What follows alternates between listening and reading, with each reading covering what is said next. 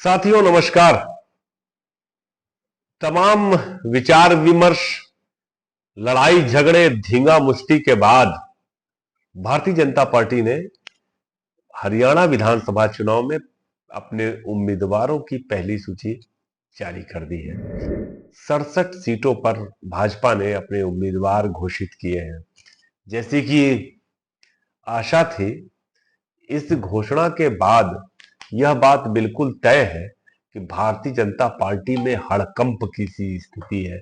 यह बात बिल्कुल साफ समझ में आ गई इस सीटों की घोषणा से कि मुख्यमंत्री जो है हरियाणा का, उसकी तक नहीं सुनी गई है।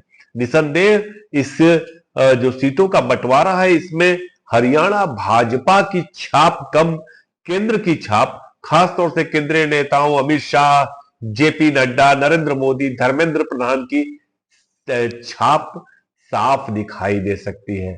भले बड़ौली हो, चाहे नायब सैनी हो, चाहे ज्ञानचंद गुप्ता हो, चाहे अन्य बड़े नेता हो, उनकी छाप कम नजर आ रही है इन सीटों पर।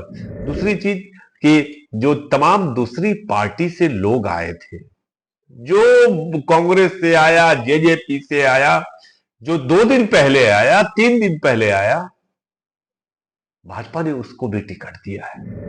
यह पहली बार है कि भारतीय जनता पार्टी किसी पराजित पार्टी की तरह चुनाव लड़ रही है। सिर्फ चुनाव नहीं लड़ रही, उम्मीदवारों की जो घोषणा हुई उसको देख करके भी साफ लगता है कि भारतीय जनता पार्टी में जो एक राजनीति करने का जो जज्बा था, वह पूरी तरह से सफा चट्ट हो चुका है। दूर दूर तक इसमें कोई दूरदृष्टि नहीं दिखाई दी पूरी की पूरी सूची में। पूरे सूची के बारे में तो आप लोग अखबारों में पढ़ लेंगे और टेलीविजन में भी आपने देखा होगा, लेकिन कुछ मोटी मोटी चीजें मैं आपको जरूर बताना चाहूंगा कि इस सूची की खासियत क्या है। जो ये भाजपा की सूची आई है, इसकी खासियत क्या है, इसके बारे में हम कुछ पॉइंट्स में आपको बताना चाहेंगे और हम चाहेंगे कि आप वो देखें। जो महत्वपूर्ण चीज है कि भाजपा में जो हाल में शामिल हुए थे 3 विधायक जेजेपी के, आपको याद हो कि जेजेपी से गठबंधन था इनका, लेकिन सीटों की शेयरिंग के सवाल पे ये गठबंधन टूट गया और अल्पमत की जो भारतीय जनता पार्टी थी, उसने जेजेपी के साथ मिलकर के सरकार बनाई थी। दुष्यंत चौटाला को डिप्टी सीएम बनाया था, ये सारी बात जानते होंगे। जो जो हरियाणा के अलावा अन्य प्रदेश से देख रहे हैं इस पूरे बुलेटिन को, उनको समझ में आ रहा होगा। और हुआ क्या कि अभी मुश्किल से 3 दिन पहले जो जेजेपी थी, दुष्यंत चौटाला की पार्टी, उसको छोड़ करके 3 विधायक गए दिल्ली, भाजपा में शामिल हो गए, जिसमें नाम था देवेंद्र बबली का, राजकुमार गौतम का और अनूप धानक का। तीनों को टिकट भाजपा ने दे दिया, तीनों के तीनों को भाजपा ने टिकट दे दिया।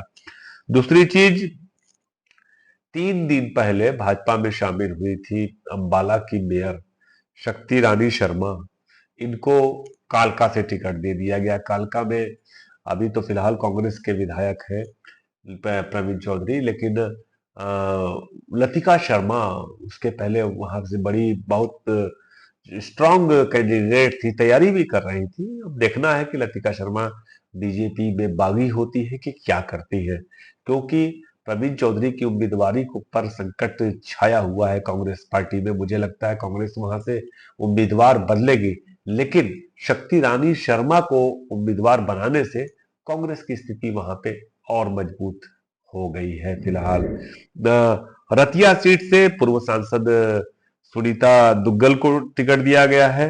वो लोग सिरसा से मांग रही थी लोकसभा चुनाव में टिकट, उन्हें नहीं मिला था। सुनीता दुग्गल को विधानसभा लड़ाया जाएगा। भारतीय कबड्डी टीम के पूर्व कप्तान दीपक हुड्डा को भी उम्मीदवार बनाया गया है महम सीट से। जो सबसे खास बात नजर आ रही है, भारतीय जनता पार्टी परिवारवाद का जमकर विरोध करती है, दिन रात गाली देती है परिवारवाद को, नरेंद्र मोदी गाली देते रहते हैं। लेकिन आलम क्या है परिवारवाद का, यह देखिए टिकट बंटवारे में कुलदीप बिश्नोई के विधायक बेटे भव्य बिश्नोई को टिकट मिल गया। कांग्रेस से बीजेपी में कुछ दिनों पहले आई और राज्यसभा सांसद बनाई गई किरण चौधरी की बेटी श्रुति चौधरी को टिकट मिल गया। राव इंद्रजीत सिंह की बेटी आरती को टिकट मिल गया।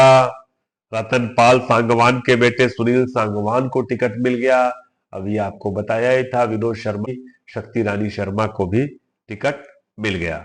तो ये भाजपा का परिवारवाद है। एक राज्यसभा सांसद थे कृष्णपाल पवार, उनको भी टिकट दिया गया है। पहली लिस्ट में जो 25 चेहरे हैं वो नए चेहरे हैं, लेकिन तमाम सीटों पर वही पुराने प्रत्याशी लड़ाए गए हैं। और सबसे बड़ी बात यह है कि जो सर्वे में भी, आरएसएस के सर्वे में भी जिन सीटों पर तमाम उम्मीदवार जो पराजित दिखाई दे रहे थे उनको फिर से टिकट दे दिया गया है। नायब सैनी के साथ लाडवा क्यों लड़ाया गया, जबकि वो अंत तक दावा कर रहे थे कि हम करनाल से लड़ेंगे, यह समझ से परे है। यह बात समझ में नहीं आ रही, या तो उनकी सुनी नहीं गई। आपको बताएं कि जब जेजेपी से गठबंधन टूट गया था और उसके बाद जिस तरह से सरकार चल रही थी उसमें नायब सैनी को बनाया गया था मुख्यमंत्री। बहुत छोटा कार्यकाल रहा। एक बात और भी दिख रही है कि इस पूरी लिस्ट में कि मनोहर लाल खट्टर की खूब चली है। खट्टर साहब ने अपनी पूरी शक्ति का उपयोग करके जो भी उनके परिचित थे, उनको जानने वाले थे, पहचानने वाले थे, उनको टिकट दिया है।